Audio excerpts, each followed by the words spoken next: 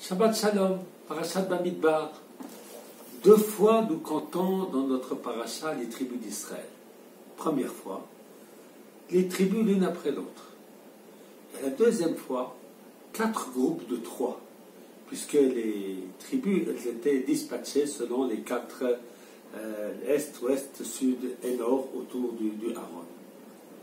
Il y a un point important, que la première fois, lorsqu'on compte chaque tribu à part, la tribu de Rouven, qui était vraiment l'aîné, est comptée en premier.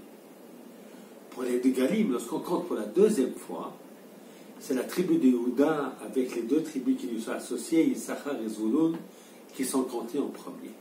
Pourquoi? Parce que Yehuda est véritablement le roi. C'est de lui que va sortir le roi David, le roi Mashiach, et conduit Israël. Alors, dans la marche dans le désert, eh bien, il est devant.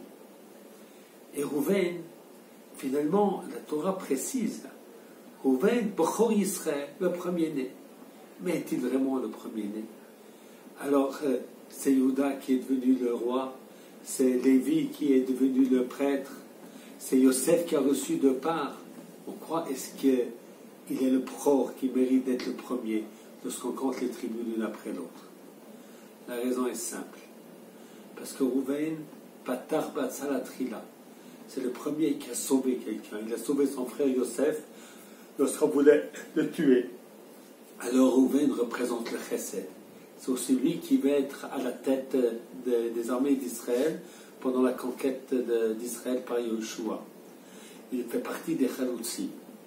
Alors Rouven, en tant qu'individu, c'est le premier, parce qu'il représente la notion de la sauvegarde.